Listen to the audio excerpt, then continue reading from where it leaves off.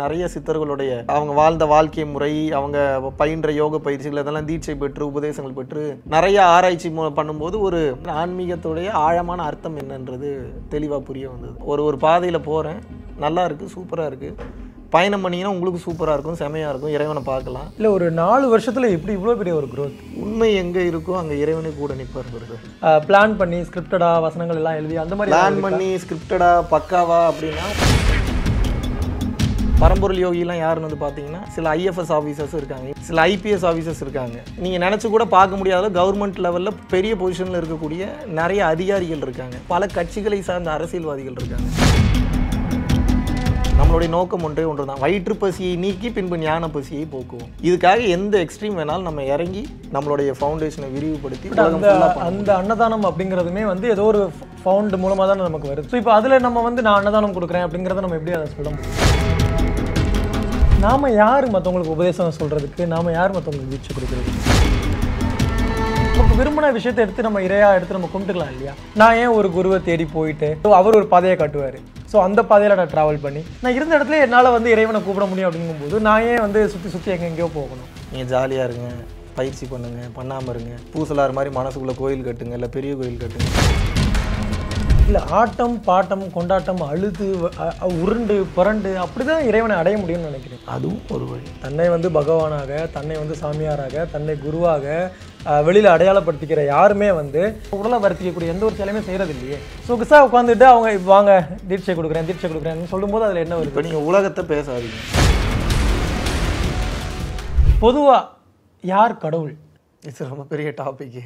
சரி, okay, short and ஸ்வீட்டாக சொல்லணும்னா, தன்னை அறிய தனக்கு ஒரு கேடு இல்லை, தன்னை அறியாமல் தானே கெடுகிறான், தன்னை அறியும் அறிவை அறிந்த பின் தன்னை அர்ச்சிக்கத்தான் இருந்தானேன்னு சொல்கிறார். அப்போ யார் இறைவன் வந்து பார்த்தீங்கன்னா நம்ம தான் இறைவன். அதை மறுபடியும் கன்ஃபார்ம் பண்ணுறாரு. எப்படி? சரி, இறைவன் நீ என்பது ஆகிவிட்டது, அந்த இறை எப்போ உனக்குள்ளே இருந்து வெளியே வரும்? அடுத்த கேள்வி. அன்பும் சிவமும் இரண்டென்பர் அறிவிலார், அன்பே சிவமாவது ஆறும் அறிகிறார், அன்பே சிவமாவது ஆறும் அறிந்த பின் அன்பே சிவமாய் அமர்ந்திருந்தார். எந்த அளவுக்கு ஒரு மனிதன் தன்னுடைய கேரக்டரை கருணையின் வடிவத்தில் மாற்றுறானோ, கருணை காட்ட ஆரம்பிக்கிறானோ, பிற உயிர்களிடத்தில் அன்பு செலுத்துகின்றானோ, அவனுடைய மனித பிறவி புனிதம் பெற்று அவனது கர்ம வினைகள் அழிந்து அவனது இருள் எனும் மாயை நீங்கி சத்தினி பாதம் அவனுக்குள் நிகழ்த்தப்பட்டு திரை மறைப்புகள் விலகி இறைவனுடைய காட்சி என்பது கிடைக்கும். இதுதான் யோக ரகசியம். இதுதான் வள்ளலார் சொன்னார், சிவானந்த பரமஹம்சர் தான் சொன்னார், அகத்தியர், போகர், புலிப்பாணி, சட்டிமுனிநாதர், காலங்கிநாதர், இரட்டைநாக சித்தர், சிவானந்த பரமஹம்சர், சேஷாத்ரி சுவாமிகள், நிறைய சித்தர்கள் சொல்கிற விஷயம் ஒன்றே ஒன்று தான், தனக்குள் இறைவன் இருக்கிறார். அந்த இறைவனை உணர்வதற்கு பல வழிகள் இருக்கிறது.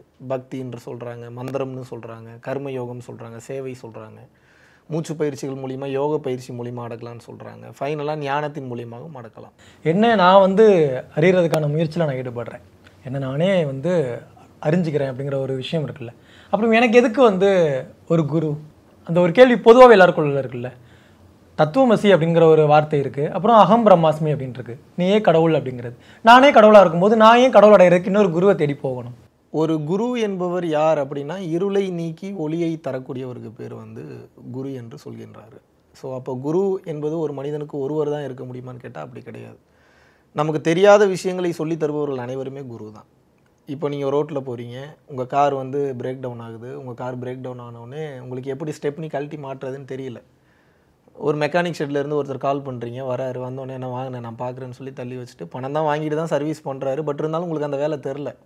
இப்போ அடுத்த டைம் வந்து நீங்கள் இந்த பிரச்சனை வரக்கூடாதுன்றதுக்காக உங்களுக்கு அவர் என்ன சொல்கிறாருன்னா, ஆனால் அடுத்த டைம் நீங்கள் என்ன எதிர்பார்க்கணும்னு அவசியம் இல்லை, நீங்கள் வந்து உட்காருங்க, இப்படி பாருங்கள், இந்த டூல்ஸ், இந்த எக்யூப்மெண்ட்ஸ் வச்சிங்கன்னா இப்படி இந்த வீலை கழட்டி இப்படி இந்த வீலை மாட்டிடலான்ற அந்த எக்யூப்மெண்ட், அந்த விஷயத்தை சொல்லித்தராரு இல்லையா, அவர் தான் குரு. இதில் இறை சம்பந்தமான விஷயத்தை சொல்லி தருபவர்கள் வந்து பார்த்திங்கன்னா உபதேச குருன்னு வந்து சொல்லுவாங்க. உபதேச குரு என்பவர் அடிப்படை தானே தவிர, அந்த உபதேச குரு சொல்லி கொடுத்த உபதேசங்களை பிடித்து கொண்டு நமக்குள் இருக்கக்கூடிய ஞான குருவை நாம் தான் எழுப்ப வேண்டும். மிக இளம் வயது, உங்களுக்கு ஒரு 30 வயது இருக்குமா? 29. 94 பிறந்தீங்க இல்லையா? ஸோ ஆனால் உங்களுடைய அந்த சொற்களும் வந்து அவ்வளோ அழகாக கோர்வையாக எடுத்து ஒரு விஷயத்தை வந்து அழகாக எக்ஸ்பிளைன் பண்ணுறீங்க. இவ்வளோ ஒரு 29 வயதுக்குள்ளே அந்த ஞானம் அப்படிங்கிறது ஒன்று இருக்குல்ல, இதை வந்து நான் வந்து உணர ஆரம்பித்தேன், எனக்குள்ளே இறைவனை வந்து நான் தேட ஆரம்பித்தேன் அப்படிங்கிறது இருக்குல்ல, எப்போ அது நிகழ்ந்தது? நீங்கள் எப்போ ஒரு குருவாக என்னால் மற்றவங்களுக்கு வந்து நிறைய விஷயங்களை ஆன்மீக பாதையில் எடுத்து கொண்டு போக முடியும் அப்படிங்கிறது எப்போ உங்களுக்கு தெரிய ஆரம்பிச்சது? எனக்கு முதல்ல சினிமாவில் டைரக்ஷனில் தான் இருந்தேன் நான். எனக்கும் ஆன்மீகத்துக்கும் ரொம்ப தூரம். ஆன்மீகம்னாவே எனக்கு என்னன்னே தெரியாது. உங்களுடைய அந்த குறும்படம் கூட பார்த்துருக்கோம், அகத்தியன். ஆமாம், அகத்தியன் பார்த்துருப்போம். அதுக்கு முன்னாடி 2 ஷார்ட் ஃபிலிம் பண்ணியிருக்கேன். பட் ரீசன்ட் டைம்ஸில் எனக்கு ஆன்மீகம்னா என்னன்னே தெரியாமல் இருந்தப்போ எதர்ச்சியாக கைலாச கோணான்ற ஒரு அருவி, சித்தூர் ஆந்திரா பகுதியில், சென்னை ஆந்திரா பார்டர், அந்த கைலாச கோணா அருவிக்கு அகத்தியர் பிரதிஷ்டை பண்ண லிங்கம் இருக்குது. அதெல்லாம் எனக்கு அப்போ தெரியாது, சும்மா குளிக்கிறக்காக போகிறோம். அப்புறம் அந்த இடத்துல எதேர்ச்சியாக நம்ம ஒரு சித்தருடைய ஜீவசமாதி இருக்குது. அது ஜீவசமாதினே அப்போ தெரியாது, யாரோ மேலவான்னு கூப்பிட்ட மாதிரி இருந்தது. அந்த இடத்த கிராஸ் பண்ணி போகும்போது குளிச்சுட்டு கீழே வரும்போது சரி மேலே போயிட்டு போகலாமேன்னு மேலே போனால் அப்போ தான் காஞ்சி விஸ்வநாத சுவாமிகள் ஜீவசமாதின்னு போட்டிருந்தது. அப்போ சித்தர்கள்னால் என்ன ஏதுன்னு தெரியும், பட் அவ்வளோ டீட்டெயில்டாக யோகம் பற்றி, யோக பயிற்சிகள் பற்றி, தவ பயிற்சிகள்லாம் தெரியாது. உள்ளே போய் உட்காந்தா ஒரு மணி நேரம் என்னையே அறியாமல் உட்காருறேன், கண்கள்ல இருந்து கண்ணீர் வருது. அப்புறம் அங்கேருந்த பூசாரி என்னவே உள்ளே போய் வந்து பூஜை பண்ண சொல்கிறாரு. அப்புறம் உள்ளே போய் பூஜை பண்ணுறேன். படம் டேக் ஆஃப் ஆகலை, நிறைய கடன் பிரச்சனை. பக்கத்தில் இருக்கிற நீ என்ன கேட்டாலும் கிடைக்கும் இவர்கிட்ட அப்படின்னு வந்து சொல்கிறாங்க. நான் நியாயப்படி பணம் இல்லை படம் வரணும் இல்லை ப்ரொடியூசர் வேணும்னு தான் கேட்டேன். நான் என் வாயிலேருந்து வந்த வார்த்தை பார்த்தீங்கன்னா, ஐயா எனக்கு ஞானத்தை கொடுங்க அப்படின்னு சொல்லி கேட்டேன். இன்றைக்கி வரைக்குமே எனக்கு அது ஷாக். என் வாயிலேருந்து எப்படி அப்படி ஒன்று வந்தது? ஞானம்னா என்னன்னே அப்போ எனக்கு அந்தளவுக்கு எனக்கு தெரியாது. ஞானத்துக்கு உண்டான இம்பார்ட்டன்ஸுமே தெரியாது. நானும் சராசரி மனிதரை போல் பணம் தான் முக்கியம், பணங்காசு சம்பாதிக்கிறேன் தான் பெரிய ஆள், பேரு புகழ் தான் முக்கியம், அப்படி ஓடிட்டு இருந்தவொடனே கம்ப்ளீட்டாக அந்த சித்தர் சமாதி மாற்றுது. அதுக்கப்புறம் நிறைய சமாதிகள் போகிறேன். நிறைய சித்தர்களுடைய அந்த அவங்க வாழ்ந்த வாழ்க்கை முறை, அவங்க பயின்ற யோக பயிற்சிகள் அதெல்லாம் தீட்சை பெற்று உபதேசங்கள் பெற்று நிறைய ஆராய்ச்சி பண்ணும்போது ஒரு கிட்டத்தட்ட ஒரு 3-4 வருட போராட்டம். அந்த 4 வருட போராட்டத்தில் ஆன்மீகத்துடைய ஆழமான அர்த்தம் என்னன்றது தெளிவாக புரிய வந்தது. ஒன்றுமே இல்லாத விஷயத்தை பெருசாக காட்டுறாங்க நிறைய பேர். ஞானம் அந்த இடத்துல வந்து கிடைச்சது அப்படின்னு சொன்னீங்க. ஞானம் கிடைச்சதுன்னு நான் சொல்லவே இல்லை. ஏன்னா ஞானத்தை கொடுங்கன்னு கேட்டேன்னு தான் சொன்னேன். ஆனால் அது கிடைக்கல உங்களுக்கு. அந்த எனக்கு தெரியல அது ஞானமான்னு தெரியல. எப்படி நான் அதை டிஃபைன் பண்ணுறது? ஞானம் அப்படின்றத ஒன்று டிசைன், இப்போது நீங்கள் ஞானம்னு ஒன்று சொல்கிறீங்க, எது கேட்குது? அறிவு கேட்குது.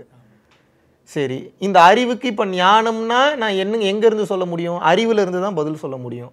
அறிவுக்கு உட்பட்டு இருந்ததுன்னா அது ஞானமே இல்லையே. தான் என்கின்ற தன்மை கேட்கின்றது, தான் என்கின்ற தன்மை பதிலும் சொல்கின்றது. தான் என்கின்ற தன்மை கேட்டு தான் என்கின்ற தன்மை பதில் சொல்லும்போது அறிவுக்குள்ளே தான் இருக்குமே தவிர எப்படி அது ஞானம் அடைஞ்சிட்டேன், ஞானத்தை பற்றி எப்படி விளக்கம் கொடுக்க முடியும்? ஞானத்தை பற்றி விளக்கம் கொடுப்பது ஒரு அறிவாளியால் கொடுக்க முடியும் அப்படின்னா ஒரு ஸ்பூனில் ஒரு கடல் அளக்கிறதுக்கு சமம். அப்படி பண்ண முடியாது. ஸோ ஞானம் பெற்று விட்டேனா? யார் பெற்றார்? நான் பெற்றேன். நான்ற ஒன்று வந்துருச்சுன்னா அங்கே ஞானம் இல்லையே. அப்போ இதை எப்படி சொல்கிறது? எப்படின்னு சொல்ல தெரில.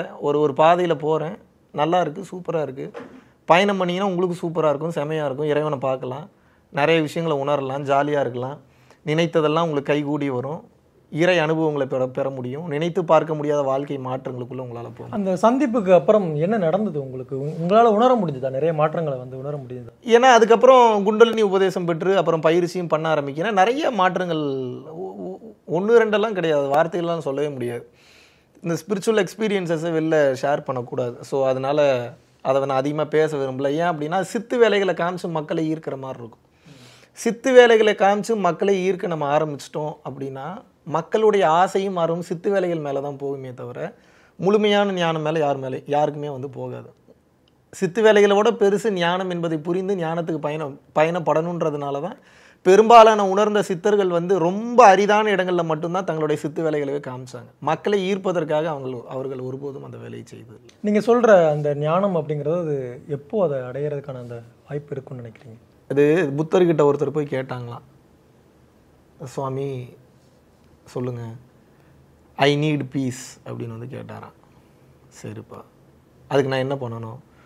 முதல்ல இருக்கிற ஐன்னு ஒன்று சொன்னல, அதை எடுத்துரு, அது ஈகோ. சரிங்க. அப்புறம் நீடுன்னு ஒன்று இருக்குல்ல, அது டிசையரு, அதையும் தூக்கிடு. வேறு என்னப்பா இருக்குது அப்படின்னாரா? பீஸ். இதில் உங்களுக்கு என்ன புரியுது? பீஸ் மட்டும்தான். நீ உன்னை வந்து நீ இழக்கணும் அப்படிங்கிறது இருக்கு இல்லையா? நான் அப்படிங்கிற அந்த அகந்தை இழக்க வேண்டியது இருக்குது அப்படிங்கிறது தான். எனக்குன்னு வாழும்போது தேவைகள் அதிகமாகிடும். எனக்கு ஒன்று தேவைன்னு வரும்போது சுயநலம் வந்துடுது. இது ரெண்டும் தான் உங்களை நிம்மதியும் சந்தோஷத்தையும் அடைய விடாமல் தடுக்குது. நான் ஆல்ரெடி அந்த நிலையில் தான் இருக்கேன்னு நீங்கள் இருக்க ஆரம்பிச்சிட்டிங்கன்னா அந்த பீஸ் உங்களுக்கு ஆட்டோமேட்டிக்காகவே கிடச்சிடும். அவ்வளோதான் ஞானம். ஞானம்னா என்ன? பல பேர் பல விளக்கங்கள், பல அர்த்தங்கள் கொடுக்கலாம். நம்ம பட்டினத்தடிகள் சொல்கிறாரு, பேய் போல் திரிந்து பிணம் போல் கிடந்து இட்ட பிச்சை எல்லாம் நாய் போல் தின்று நரி போல் உழன்று நன்மங்கையரை தாய் போல் கருதி தமர்போல் அனைவருக்கும் தாழ்மை சொல்லி செய்வோர் இருப்பர் கண்டீர் உண்மை ஞானம் தெளிந்தவரேன்னு ஒருத்தர் சொல்கிறாரு. இன்னொருத்தர் சுத்த ஞானம்னா என்ன சொல்கிறாரு? பிறவில்லா பெருவாழ்வை எவன் ஒருவன் அடைகின்றானோ அவன் தான் உண்மையான ஞானின்றாங்க. ஞானத்தில் நிறைய வகைகள் இருக்குது ப்ரோ. திரிகால ஞானம்னு சொல்லுவாங்க. இறந்த காலம், நிகழ்காலம், எதிர்காலம். அது வந்து பார்த்திங்கன்னா அது திரிகால ஞானம், முக்காலத்தையும் உணர்வது. இதில் இசை ஞானம் இருக்குது, எழுத்து ஞானம் இருக்குது. உங்களுக்கு அதுபோக வந்து மந்திரத்திலே உச்சகட்ட மந்திர ஞானம் இருக்குது. ஞானத்தில் ஏகப்பட்ட வகைகள் இருக்குது. அதில் உச்சகட்ட ஞானம் என்னென்னா மெய் ஞானம்.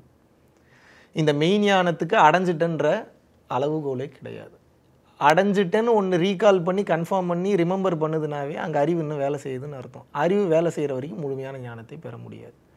ஸோ இன்னசென்ட்டாக வெள்ளந்தியாக பொழைக்கவே தெரியாதவனாக இருக்கானே அப்படின்னு யாரை வந்து சொல்கிறாங்களோ அவங்க ஞானமுடைய தகுதி பெற்றவர்கள்னு அர்த்தம். ஞானத்தோட ப்ராக்ரஸே என்ன அப்படின்னா அறிவு நிலையை அழித்து சரணாகதி நிலையில் அமைதியில் ஆழ்ந்து விட, அவ்வளோதான் ஞானம். எதிர்பார்ப்பதோ நான் என்கின்ற தன்மையை அடுத்த கட்டம் கொண்டு செல்வதோ எதுவும் ஞானம் இல்லை. இருந்தாலும் இப்போ நம்ம வீடியோஸ் போடுறோம், பேசுகிறது வீடியோ எடுத்து போடுறோம், அன்னதானம் பண்ணுறது வீடியோ எடுத்து போடுறோம். இதெல்லாம் ஏன் வெளிப்படுத்த வேண்டிய சூழ்நிலை இருக்குன்னா யாரோ ஒருத்தர் இன்றைக்கி வெளிப்படுத்தி தானே ஆகணும். இப்போ ஆழ்ந்த அமைதியில் தான் இப்போ ஞானம் இருக்குன்னு நான் சொல்லிட்டு வந்ததுலேருந்து நீங்கள் கேட்குற கேள்விகள் நான் அமைதியாகவே இருக்கிறேன். நான் ஞான நிலையில் இருப்பேன், ஹாப்பினஸில் இருப்பேன். உங்களுக்கு என்ன பதில் கிடைக்கும்னு நினைக்கிறீங்க? இப்போ ஒரு 4 பேருக்கு தெரியணும்னா பேசி தானே ஆகணும், யாரோ ஒருத்தர் பேசணும் தானே. ஸோ அப்படி பேசி வெளியே வந்தவர்கள் நிறைய விஷயங்களை நிறைய இடத்துல கொண்டு போய் சேர்த்துட்ருக்காங்க. அந்த வகையில் பரம்பொருள் ஃபவுண்டேஷனும் ஒரு யூடியூப் சேனலை ஸ்டார்ட் பண்ணி எதர்ச்சியாக ஸ்டார்ட் பண்ணுது. இன்று உலகம் முழுவதும் நம்மளுடைய பரம்பொருள் யோகத்தை தீட்சை பெற்று ப்ராக்டிஸ் பண்ணுறவங்க இருக்காங்க. சிங்கப்பூரில் நம்ம மெடிடேஷன் சென்டர் ஓப்பன் பண்ணிட்டோம், மலேசியாவில் ஓப்பன். இல்லை, ஒரு 4 வருஷத்தில் எப்படி இவ்வளோ பெரிய ஒரு க்ரோத்? உண்மை எங்கே இருக்கோ அங்கே இறைவனே கூட நிற்பார் பிரதர். இதுக்கு நீங்கள் பிளான் பண்ணிலாம் பண்ண வேணாம், கொஞ்சம் கூட பிளான் பண்ணணுன்ற அவசியம் இல்லை. உங்களுக்கு உண்டான ஆட்களை இறைவனே கொண்டு வந்து சேர்க்கும். ஒருவேளை மீடியாவில் இருந்ததுனால, இப்போ வெளியில் என்ன சொல்லி அப்படி மீடியாவில் இருந்ததுனால அது இன்னும் ஒரு பெரிய ப்ளஸ். அட்ராக்ட் பண்ணக்கூடிய அந்த வழிகள் தெரியுது, நல்ல விஷயம் தானே. அட்ராக்ட் பண்ணுறது, இப்போது அட்ராக்ஷன்றது நல்ல வார்த்தை தான். எதுக்கு நீ அட்ராக்ட் பண்ணுற அதானே கேள்வி. அட்ராக்ஷன்றது தவறான வார்த்தை கிடையாது. அட்ராக்ட் பண்ணி நீ அவங்களே என்ன பண்ணுற? நல்வழி தானே படுத்துகிறோம், ஜீவகாருண்யத்தை தானே சொல்லிக் கொடுக்குறோம், யோக பயிற்சியை தானே சொல்லிக் கொடுக்குறோம். ஸோ மீடியாவில் இருந்தது இன்னும் பெரிய ப்ளஸ் தான். காரணம் என்னென்னா, ஒரு சயின்டிஃபிக் ரிசர்ச் என்ன சொல்லுது அப்படின்னா, ஒரு நல்ல படம் நீங்கள் பார்த்தீங்கன்னா ஒரு 30 புக்கு படித்ததுக்கு சமம்னு வந்து சொல்கிறாங்க. அப்போ நாங்கள் எத்தனை படங்கள் பார்த்துருப்போம், எத்தனை மூவிஸ், ஆஸ்கர் வின்னிங் மூவிஸு, மற்ற ஃபிலிம் ஃபெஸ்டிவல் மூவிஸ்லாம் தேடி தேடி போய் பார்த்துருக்கோம். ஸோ அவ்வளோ படங்கள் நாங்கள் பார்க்க Korean movies, English movies, Tamil movies இதெல்லாம் பார்க்க எல்லாரும் என்ன நினைப்பாங்க, ஒருவேளை சினிமா பைத்தியமாக இருப்பானோ. சினிமாவில் உச்சகட்ட பைத்தியமாக இருந்ததுனால தான் ஒவ்வொருத்தனுடைய வாழ்க்கை முறையும் அவன் படமாக எடுக்கும்போது அதை நம்மளால் புரிஞ்சுக்க முடியுது. ஸோ சினிமா என்பது ஒரு சாதாரண விஷயமே கிடையாது. 24 கிராஃப்ட்ஸ். அதுவும் ஒரு டைரக்டராக இருந்திருக்கேன் அப்படின்னா அந்த 24 கிராஃப்ட்ஸ் எனக்கு என்னன்னு தெரியணும். மேக்கப் டிபார்ட்மெண்ட்லேருந்து, ஃபைட் யூனியன்லேருந்து, உங்களுக்கு அசிஸ்டன்ட் டைரக்ஷன் டீம்லேருந்து, ரைட்டிங்லேருந்து இருந்ததுனால ஸ்க்ரீன் பிளே இன்னும் யூஸ்ஃபுல்லாக இருக்குது. உங்களுடைய அந்த பயணத்தை வந்து நீங்கள் அழகாக ஸ்கிரிப்டாக ஒர்க் பண்ண முடியுது, அவங்க ரொம்ப ஈஸியாக ஒர்க் பண்ண முடியுது. முதல்ல வேற யாருக்காவது கதை எழுதணும், இப்போ நம்ம நடிக்கிற சீனுக்கு நம்மளே கதை எழுதி. இல்லை, இப்போ பரம்பொருள் ஃபவுண்டேஷன் இப்போ இந்த மூமெண்ட்ஸ் எல்லாமே இருக்குது இல்லையா, இது எல்லாமே ஸ்கிரிப்டடாக இருக்கும் அப்படிங்கிற மாதிரி இருக்கா? எந்த மாதிரி? இதெல்லாமே இப்போது நம்ம வந்து ஆட்கள் வர்றாங்க இல்லையா, ஒரு தீட்சைக்காக வராங்க, ஒரு ஞானம் பெறணுன்ட்டு வராங்க. ஸோ அதெல்லாமே வந்து அங்கே நாங்கள் பார்க்கக்கூடிய வீடியோஸ் எல்லாமே வந்து பிளான் பண்ணி ஸ்கிரிப்டடாக வசனங்கள் எல்லாம் எழுதி அந்த மாதிரி பிளான் பண்ணி ஸ்கிரிப்டடாக பக்காவா அப்படின்னா ஒரு ப்ரோக்ராம் எடுக்கலாம், 2 ப்ரோக்ராம் எடுக்கலாம், 3 ப்ரோக்ராம் ஸ்கிரிப்ட் பண்ணலாம், 4 ப்ரோக்ராம் பண்ணலாம். 40-50 ப்ரோக்ராமுக்கு மேலே உலகம் ஃபுல்லாக பண்ணியாச்சு. நம்ம தமிழ்நாட்டில் மட்டும் பண்ணல, கம்போடியாவில் பண்ணியிருக்கோம், மலேசியாவில் பண்ணியிருக்கோம். மலேசியாவில் ஏகப்பட்ட இடங்களில் பண்ணியிருக்கோம். ஷாலாம், கிளாங், பினாங், ஜோஹர் பாரு, சிங்கப்பூரில் பண்ணியிருக்கோம். சிங்கப்பூரில் உங்களுக்கு தெரியும் இருக்கிறதுலே ஸ்ட்ரிக்ட் கண்ட்ரி, நீங்கள் இருக்கிறதுலே ஹையஸ்டான ஸ்ட்ரிக்ட் கண்ட்ரி. அங்கே கிட்டத்தட்ட 4-5 ப்ரோக்ராம் மேலே பண்ணிட்டோம் சிங்கப்பூரில். நம்ம ஒரு ப்ராப்பரான ஆளாக இல்லாமல் இருந்து தான் நம்ம முதல்ல சிங்கப்பூரில் நம்ம ஒரு சென்டர் ரன் பண்ண முடியுமா என்பதை யோசித்து பார்க்க வேண்டும். 2வது, சிங்கப்பூர் சிட்டிசன்ஸ்லாம் வந்து பார்த்திங்கன்னா அங்கே இருக்கக்கூடிய போலீஸ் அன்அஃபிஷியலாவோ இல்லை ஏதோ ஒரு வயலேஷனாவோ இருக்குன்னா 3 நிமிஷத்தில் போலீஸ் பாட்டுக்கு வந்துடுறாங்க. 3 மினிட்ஸ் மேக்ஸிமம். நான் முதல்ல ப்ரோக்ராம் பண்ணப்போ எங்களை உட்காந்து வாட்ச் பண்ணது வந்து பார்த்திங்கன்னா அங்கே இருக்கக்கூடிய இன்டெலிஜென்ஸ் ஏஜென்ட், அங்கே இருக்கக்கூடிய போலீஸில் ஹையர் அஃபிஷியல் வந்து என்ன பேசுகிறேன் என்ன எதுன்னு ஃபுல்லாக எடுத்து அவங்க ஓகே சொன்னதுக்கப்புறம் தான் ரெகுலராக கிளாஸஸ் பண்ண முடியுது. துபாயில் போய் கிளாஸஸ் பண்ணுறோம். நம்ம கிளாஸஸ் பண்ணாத இடங்களே கிடையாது. நீங்கள் நினைக்கிற மாதிரி தமிழ்நாட்டில் இருக்கிறவங்க ரொம்ப கஷ்டப்படுறவங்களுக்கு மட்டும்தான் கிளாஸ் எடுக்கிறோம். கஷ்டப்படுறவங்களுக்கு கிளாஸ் எடுக்கிறோம், முடியாத ஸ்டூடெண்ட்ஸ்க்கு ஃப்ரீயாக வந்து ஆன்லைன் கிளாஸ் கொடுக்குறோம். நம்மளுடைய பரம்பொருள் யோகிலாம் யாருன்னு வந்து பார்த்தீங்கன்னா சில ஐஎஃப்எஸ் ஆஃபீஸர்ஸும் இருக்காங்க, இந்தியன் ஃபாரஸ்ட் சர்வீஸ், சில ஐபிஎஸ் ஆஃபீஸர்ஸ் இருக்காங்க, இந்தியன் போலீஸ் சர்வீஸ்லேருந்து ஆளுங்க இருக்காங்க, நிறைய போலீஸ் ஆஃபீஸர்ஸ் இருக்காங்க, நிறைய நீங்கள் நினச்சி கூட பார்க்க முடியாத கவர்மெண்ட் லெவலில் பெரிய பொசிஷனில் இருக்கக்கூடிய நிறைய அதிகாரிகள் இருக்காங்க, நிறைய அரசியல்வாதிகள் இருக்காங்க, பல கட்சிகளை சார்ந்த அரசியல்வாதிகள் இருக்காங்க. இஸ்ரோ சயின்டிஸ்ட் முதற்கொண்டு இங்கே வந்து நம்மகிட்ட தீட்சை வாங்கிட்டு போயிருக்கிறார். எத்தனை பேர்த்தை ஏமாற்ற முடியும்? திராவிடம் பேசக்கூடிய முக்கிய புள்ளிகள் நிறைய இருக்காங்க. திராவிடம்ன்றது என்ன ப்ரோ? கருத்து தான் ப்ரோ. நம்பிக்கை என்பது இறை. கருத்துக்கள் பேசுகிறவங்களுக்கு நம்பிக்கை இருக்கக்கூடாதுன்னு ஏதாவது அவசியம் இருக்கா என்ன? அவ்வளோ பெரிய கருத்துக்கள் பேசின சேகுவாரா, மார்க்சிசம் பேசின மிக உயர்ந்த நிலையில் இருந்தவங்களாமே வந்து பார்த்தீங்க அப்படின்னா கடவுள்னு சொல்லாத, இயற்கைன்னு சொல்லுன்னு சொல்கிறாங்க. கடவுள்னு சொன்னா என்ன, இயற்கைன்னு சொன்னா என்ன? நம்மை மீறிய ஒரு சக்தி, அவ்வளோதானே. மக்கள் முட்டாள் இல்லை ப்ரோ, இப்போ ரொம்ப தெளிவாயிட்டாங்க. தெரியும் ஒரு வீடியோ வருதுன்னா உட்காந்து ஜாலியாக சிரிப்பாங்க, என்ஜாய் பண்ணுவாங்க. உண்மையை யார் பேசுகிறாங்க, பொய் யார் பேசுகிறாங்கன்னு சொல்லிட்டு ஓரளவுக்கு மக்களால் என்ன இப்போ இந்த 4 வருஷ growth அப்படிங்கிறது உங்களால் ஃபீல் பண்ண முடியுதா? ஓகே, நம்ம வந்து நம்ம பிளான் பண்ண மாதிரி கரெக்டாக போயிட்டுருக்கோம் அப்படிங்கிறது, இல்லை இது ஒரு பிளான் பண்ணி இறங்குறீங்களா, இல்லை பிளான் இல்லாமல் அப்படியே போகிறப்போ? நம்மளுடைய நோக்கம் ஒன்று தான். உலக மக்களுக்கு எங்கெல்லாம் கஷ்டப்படக்கூடிய மக்கள் இருக்காங்களோ, இப்போ திருப்பூரில் ஆரம்பித்து இப்போ நம்ம ஏகப்பட்ட நாடுகளில் அன்னதானம் ரெகுலராக கொடுத்துட்ருக்கோம். டெய்லி அன்னதானம், வீக்லி அன்னதானம், மந்த்லி அன்னதானம் போகிறதெல்லாம் வந்து நிறைய வாலண்டியர்ஸ் வந்து இன்வால்வ் ஆகி வந்து பண்ணிகிட்டு இருக்காங்க. பிளான் பண்ணிலாம் நம்ம எதுவும் பண்ணுறது கிடையாது. நம்மளுடைய நோக்கம் ஒன்று தான். வயிற்று பசியை நீக்கி பின்பு ஞான பசியை போக்குவோம். Feeding the hunger first, wisdom next. இதுக்காக எந்த எக்ஸ்ட்ரீம் வேணாலும் நம்ம இறங்கி நம்மளுடைய ஃபவுண்டேஷனை விரிவுபடுத்தி அந்த அன்னதானம் அப்படிங்கிறதுமே வந்து ஏதோ ஒரு ஃபவுண்ட் மூலமாக தானே நமக்கு வருது. ஃபண்ட் நம்ம வெளியிலேருந்து நம்ம வாங்குகிறோம், ஒரு கட்டணமாக அவங்க கொடுக்குறாங்க, அது மூலமாக தான் நமக்கு அந்த அன்னதானங்களும் நடக்குது. ஸோ இப்போ அதில் நம்ம வந்து நான் அன்னதானம் கொடுக்குறேன் அப்படிங்கிறத நம்ம எப்படி அதை சொல்ல முடியும்? சரி, நான் ஒரு கேள்வி கேட்குறேன், நீங்கள் ஆன்சர் பண்ணுங்கள். எப்படி தான் அப்புறம் அன்னதானம் கொடுக்குறது? யாரோ ஒருத்தர் பண்ணி தானே ஆகணும். மகாவிஷ்ணு பணம் வாங்கி அன்னதானம் பண்ணுறாருன்றது ஒரு பக்கம். சரி, அதை விடுங்க. நம்ம தனியாக கிளாஸஸ் எடுக்கிறோம், என்னுடைய சொந்தமான பணத்தை நிறைய இன்வெஸ்ட் பண்ணி இப்போ வந்து அன்னதானம் பண்ணிகிட்ருக்கேன். சரி, இப்போ அதையும் விடுங்க. எந்த அன்னதானம் கொடுக்கக்கூடிய பணம் கொடுக்கக்கூடிய ஆளாவது மகாவிஷ்ணு வந்து மகாவிஷ்ணு வந்து பணம் கொடுத்து நாங்கள் வந்து அன்னதானம் பண்ண சொல்கிறோம், அவர் எங்கள் பேரை போடணும்னு எந்த அன்னதானம் கொடுக்குறாங்களாரு கேட்குறாங்களா? கிடையவே கிடையாது. நாங்கள் தனியாக கொடுப்பதை விட பரம்பொருள் ஃபவுண்டேஷனுடன் இணைந்து கொடுப்பதை நாங்கள் பெருமைப்படுகிறோம், சந்தோஷப்படுகிறோம். ஸோ ஃபவுண்டேஷன் முன்னிருந்து செய்வதுதான் மிகச்சிறப்புன்னு எல்லா இடத்துலையும் பண்ணிகிட்டு இருக்காங்க. இது நம்ம சொல்லியே பண்ணுறது இல்லையே. அன்னதானம் பண்ணுங்கள், உங்கள் கையால் போய் பண்ணுங்கள், உங்கள் ஏரியாவில் நீங்கள் முடிஞ்சவங்களுக்கு உங்கள் கையால் கொடுங்கன்னு தான் சொல்கிறோம். நாங்கள் கொடுத்தாலும் உங்கள் பேரில் தான் கொடுப்போம்னு சொல்கிறவங்களும் கொடுக்குறாங்க, தனியாக கொடுக்குறவங்களும் கொடுக்குறாங்க. இது நல்ல விஷயம் தானே. இல்லை, ஒரு வருஷத்துக்கு முன்னாடி வந்து நிறைய கேள்விகள்லாம் வந்துட்டு இருந்தது. நீங்கள் ஏழைகளுக்கு தீட்சை கொடுக்குறீங்களா, இலவசமாக கொடுக்குறீங்களா, ஏழைகளுக்கு வந்து சொல்லிக் கொடுக்குறீங்களா அப்படிங்கிற மாதிரியான கேள்விகள்லாம் வந்தது. அப்போது சொல்லியிருந்தீங்க, ஆமாம் ஒரு சிலருக்கு நாங்கள் பண்ணிக்கிட்டு இருக்கோம், எங்களுக்கு தெரிஞ்ச வட்டத்தில் நாங்கள் எங்களை விரும்பி வர்றவங்களுக்கு நாங்கள் பண்ணி கொடுத்துட்ருக்கோம் அப்படிங்க. இப்போ அது எப்படி போயிட்டுருக்கு? இப்போ எத்தனை பேருக்கு இலவசமாக கொடுத்துட்ருக்கீங்க? இப்போ சென்னையில் தைப்பூசத்தன்று ஒரு இலவச சத் சங்கம் பண்ணியிருந்தோம். பல லட்சம் ரூபாய் செலவாயிருந்தது. 1 ரூபா 2 ரூபா கிடையாது. வந்தவங்க எல்லாருக்கும் ஃப்ரீ என்ட்ரி, ஃப்ரீ உபதேசம், இறையருளால் பல பேர் சப்போர்ட் பண்ணது மூலியமாக. அது ஃப்ரீன்னு சொல்லக்கூடாது, பட் நீங்கள் அந்த ஃப்ரீயை தானே மென்ஷன் பண்ணி கேட்குறீங்க, அதனால் நான் சொல்கிறேன். இலவசமான அன்னதானமும் வழங்கப்பட்டது. A கிளாஸில் சாப்பாடு சிறப்பாக இருந்த அதே சாப்பாடை தான் நானும் சாப்பிட்டேன். எத்தனை பேர் வந்திருந்தாங்கன்னா அரௌண்ட் ஒரு 900 to 1000 பீப்புள் வந்திருந்தாங்க. 1000 பேருக்கும் இலவசமாக தீட்சை வழங்கப்பட்டது. சொல்றது கம்மி, சொல்லாமல். எனக்கு திரும்பவும் ஒரு கேள்வி என்ன வந்துட்டுருக்குன்னா, தீட்சையை கொடுக்குறோம், உபதேசம் கொடுக்குறோம் அப்படின்னு, நாம யார் மற்றவங்களுக்கு உபதேசம் சொல்றதுக்கு, நாம யார் மற்றவங்களுக்கு தீட்சை கொடுக்கறதுக்கு? கடவுள் அப்படிங்கிறது ஒன்று இருக்குல்ல, அதை தாண்டி நம்மலாம் ஒரு விஷயமா அப்படிங்கிறது ஒரு கேள்வி. சரி, இப்போ நான் யார், என்னை எதுக்கு வந்து பேட்டி எடுக்கிறீங்க நீங்கள்? அதுக்காக தான் நாங்கள் வந்திருக்கோம் உங்கள்கிட்ட அந்த கேள்வி கேட்குறத நல்லா புரிஞ்சுங்க. இப்போ நான் யார், என்கிட்ட நீங்கள் பேட்டி எடுக்கணும்னு என்ன அவசியம் இருக்குது? ஏதோ இருக்குன்றதுனால தான் வந்து உட்காந்து பேசிகிட்டு இருக்கீங்க.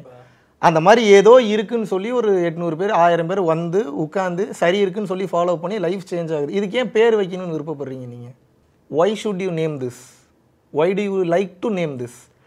ஏதோ ஒரு நிகழ்வு நடக்குது, அந்த நிகழ்வு அரசுக்கு பிரச்சனை இல்லை, அந்த நிகழ்வு ஒருவனுடைய ஆன்மாவை மாற்றுது, அந்த நிகழ்வு நடக்கும்போது எனக்கு திருப்தி அளிக்குது, வர்றவங்க எல்லாருக்கும் திருப்தி அளிக்குது. இப்போ இது மூலியமாக இப்போ நீங்கள் கேள்வி கேட்குறீங்கன்னா உங்களை எப்படி மக்களுடைய பாதுகாவலன்னு நான் எடுத்துக்கவா, இல்லை உங்களுடைய டவுட்டை நீங்கள் கேள்வியாக கேட்குறீங்கன்னு எடுத்துக்கவா, இல்லை வெளிப்படையாக அந்த டவுட்டை கேட்கறதுனால இப்போ எனக்கு அதை பற்றி தெரியாதுன்னு நான் பதில் எடுத்துக்கவா? எப்படி எடுத்துக்கிறது? இது ஒரு நிகழ்வு, இட் இஸ் ஜஸ்ட் ஹேப்பனிங். இந்த நிகழ்வு நடக்குது அப்படின்னா அதை ரசிங்க, அதை அழகாக ரசிங்க. இவ்வளோ நாள் வேறு மாதிரி வேறு பேர் பண்ணிகிட்டு இருந்தாங்க, அது ஒரு சில பேரை வந்து திருப்தி அளிச்சுது. இப்போ நான் வேறு மாதிரி பண்ணுறேன், அது ஒரு சில பேரை திருப்தி அளிக்குது. உலகத்தை மாற்ற வந்த நாள்லாம் தெரியல, ஒரு நிகழ்வு அற்புதமாக நடக்குதில்ல, சட்டத்திட்டங்களுக்கு உட்பட்டு நடக்குதில்ல, அழகாக நடக்குதில்ல. Let's respect it.